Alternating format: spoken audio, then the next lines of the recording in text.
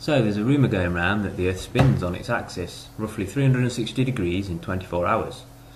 There are a number of experiments and demonstrations that can prove this.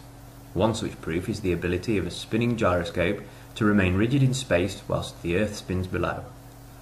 The US Navy put out a training video in 1960 explaining this using diagrams, as shown here. The link to the entire video is in the description. Not only is it alleged to remain rigid in space, the angle that the gyroscope quote-unquote appears to rotate is said to be measurable using a very simple equation which is wholly dependent on your latitude on Earth and the axial orientation of the gyro. So, through maths, and based on an assumption that a spherical Earth is rotating about its axis, we should be able to predict the angle that the gyroscope will rotate over a given time at a given latitude. This notion has been accepted as fact by modern-day science without a shred of evidence to support it.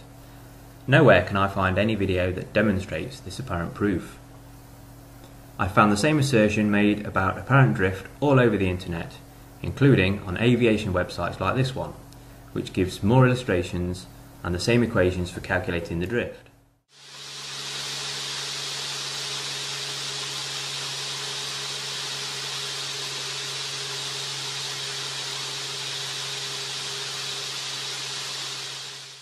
So while we wait, let's just have a look at a brief history of the gyroscope, up to the point where it was first proposed that it could record the spin of the Earth. So this is just sort of one example that I found on the internet. There are lots and lots of different accounts and they all differ slightly, but this one seemed like a sort of all-round recount of history. So in early times, people discovered the spinning top, a toy with a unique ability to balance upright while rotating rapidly.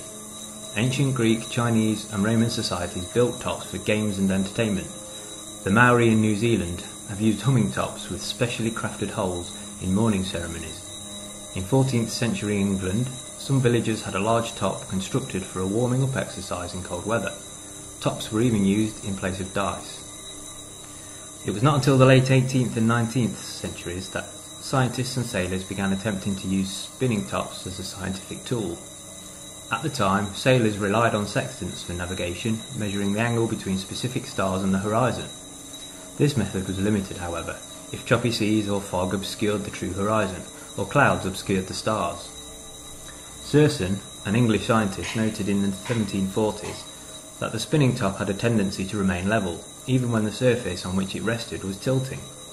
He suggested that sailors could use it as an artificial horizon on ships. Unfortunately, when Serson went to sea to test the idea, the ship sank and everyone was lost. A French scientist in the 19th century, Fleuret, created a top that was continuously powered by air jets, blowing into mini buckets on the rim of the wheel, a process that had been used for thousands of gyros since.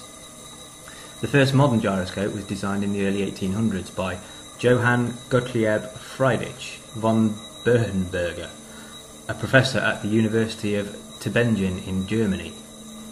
It was made with a heavy ball instead of a wheel, but since it had no scientific application, it faded into history. In the mid-19th century, the spinning top acquired the name gyroscope, though not through its use as a navigational tool. French scientist Leon Foucault had experimented with a long, heavy pendulum in an attempt to observe the rotation of the Earth. The pendulum was set swinging back and forth along the north-south plane, while the Earth turned beneath it.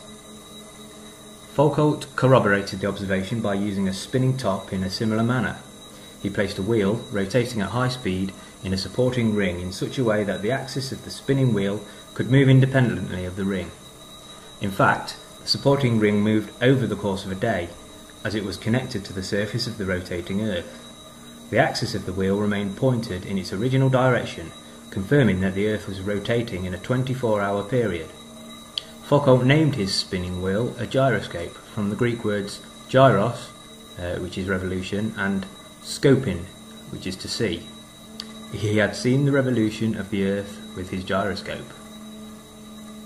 So from Wikipedia, Jean-Bernard Leon Foucault, born 18th of September 1819, was a French physicist best known for his demonstration of the Foucault pendulum, a device demonstrating the effect of the Earth's rotation. He also made an early measurement of the speed of light, discovered eddy currents, and is credited with naming the gyroscope, although he did not invent it. Foucault was the son of a publisher in Paris, where he was born. After an education received chiefly at home, he studied medicine, which he had abandoned in favour of physics due to a blood phobia. He first directed his attention to the improvement of Louis Daguerre's photographic processes. For 3 years he was experimental assistant to Alfred Donné in his course of lectures on microscopic anatomy. In 1851 he provided an experimental demonstration of the rotation of Earth on its axis and became well known to the public by Foucault's work. Foucault achieved the demonstration by showing the rotation of the plane of oscillation of a long and heavy pendulum suspended from the roof of the Pantheon in Paris. The experiment caused a sensation in both the learned and popular worlds, and Foucault pendulums were suspended in major cities across Europe and America, attracting large crowds. In the following year, he used and named the gyroscope as conceptually simpler experimental proof. In 1855 he received the Copley Medal of the Royal Society for his very remarkable experimental researches. In 1862 Foucault was made a member of the Bureau de Longitudes and an officer at the Legion of Honour. He became a member of the Royal Society of London in 1864 and a member of the mechanical section of the Institute a year later. He is also credited with determining the speed of light to be 298,000 km per second, which is only 0.6% in error of the currently accepted value, and devising a method of testing the mirror of a reflecting telescope to determine its shape. So, reading between the lines, he was a man of significant academic accomplishment and recognition at the time. One has to wonder then why, when you read the Wikipedia article about Leon Foucault, does it have this one line at the end? Near his death, he returned to Roman Catholicism that he had previously abandoned. Draw your own conclusions.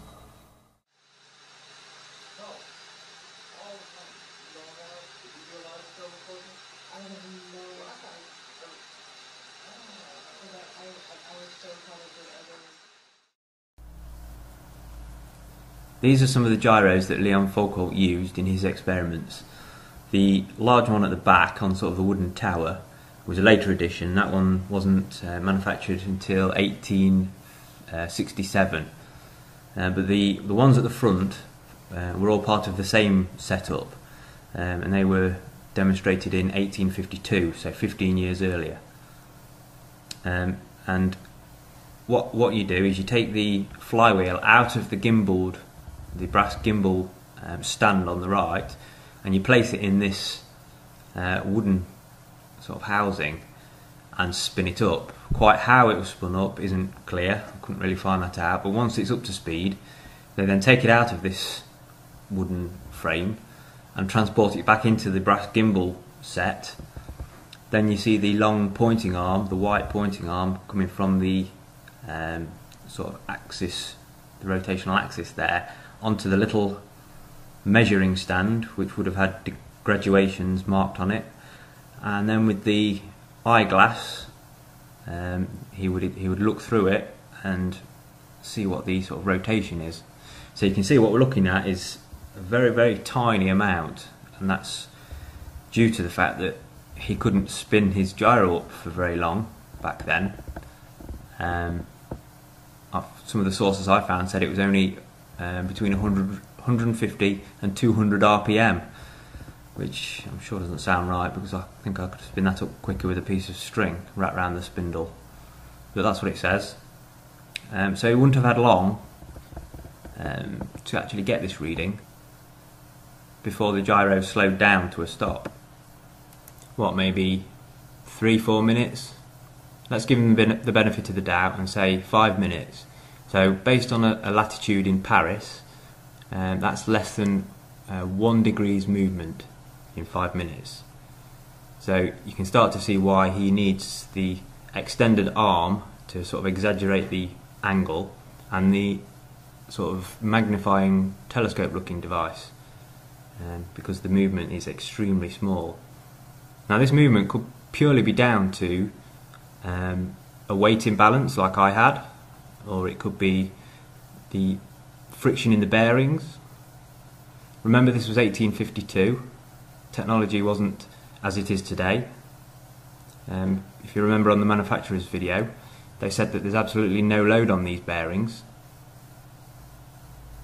So whether he was lying about seeing any movement, or whether he did see some movement, but it was just due to the inferior setup he had, I guess we'll never know.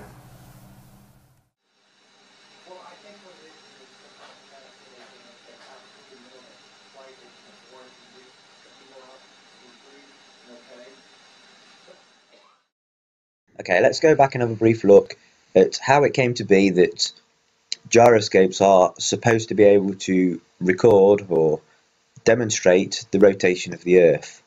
So according to Wikipedia, this man here, Leon Foucault, in the mid-1800s invented the Foucault pendulum, which was suspended from the ceilings of very tall buildings throughout Europe to demonstrate the spin of the Earth underneath them over a prolonged period of time. In 1852, a couple of years later, Leon Foucault came out with, quote, conceptually simpler experimental proof of the spin of the Earth using a gyroscope. So I found a paper online, which I'll provide a link to in the description, written by somebody at the Université de Rennes in France. So it says, Foucault gyroscope and induction current apparatus in the University of Rennes physics collection. So it's written by these two guys here, which I'm presuming is these two. So this paper talks about two instruments. I'm not so bothered about the induction current apparatus. So let's read on. The French physicist Leon Foucault is best remembered for his 1851 pendulum experiment. The slow clockwise veering of the swing plane reflected the anti-clockwise rotation of the Earth beneath, and finally provided the first dynamical proof of the terrestrial rotation. And here's sort of a diagram of it. So the following year, in 1852, Foucault devised a new experiment for demonstrating the Earth's rotation. He called it the gyroscope, from the Greek words meaning to look at the rotation. So low friction gimbals allow the spin axis of the torus to stay fixed in space. The microscope or pointer are used to monitor the slow drift of the axis relative to an earthbound experimenter.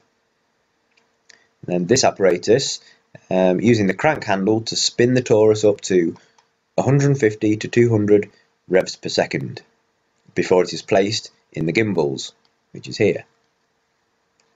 So the pendulum veering rate includes a sine latitude term, which I'll be using later. The gyroscope follows the stars directly and was invented by Foucault to provide conceptually simpler demonstration of the Earth's rotation.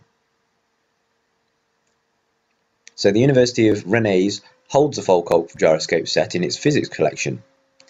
The set was acquired in 1875, probably at a cost of 1,500 francs, which is $300.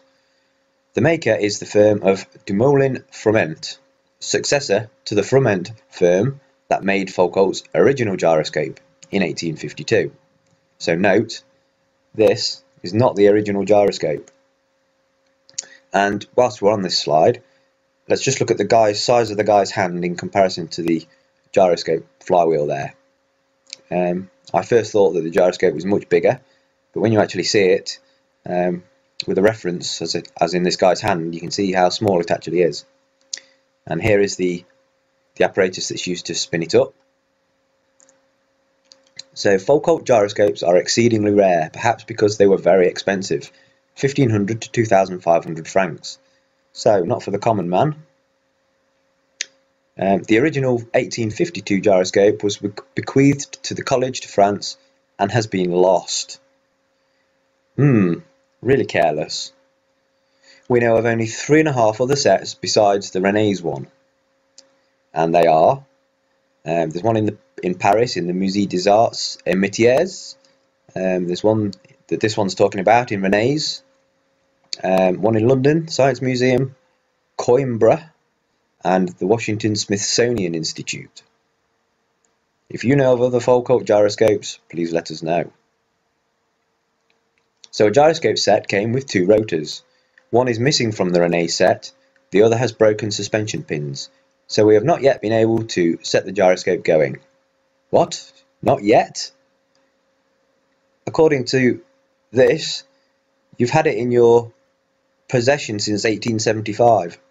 So 144 years later, and they've not yet been able to set the gyroscope going. I guess we can't fabricate some pins in this day and age. We just don't have the technology anymore.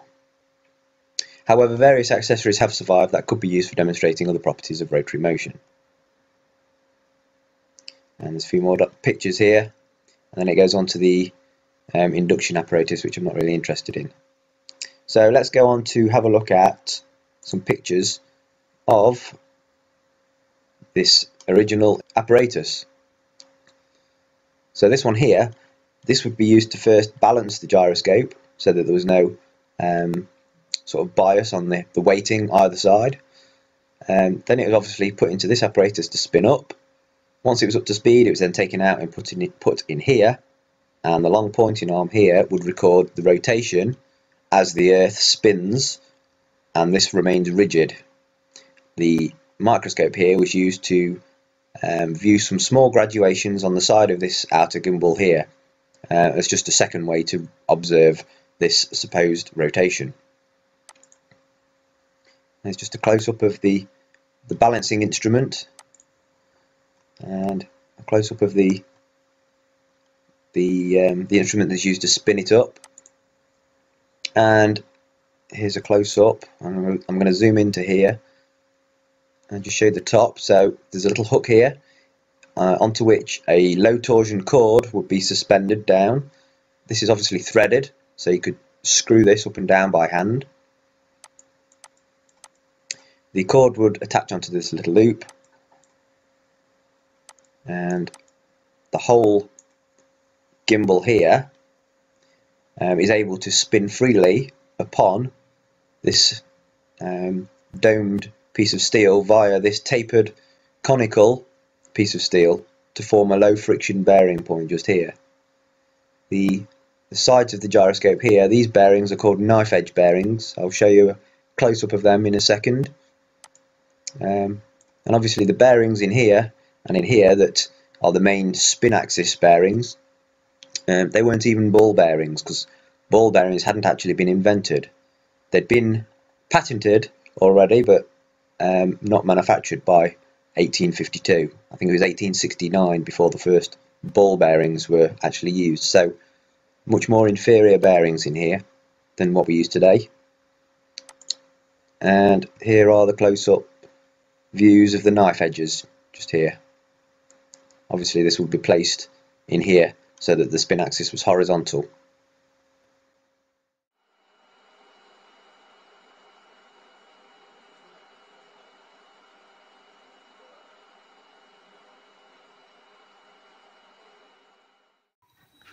Okay, so we saw how by letting it come to a complete stop before spinning it up, it would appear not to show any apparent drift whatsoever in either direction.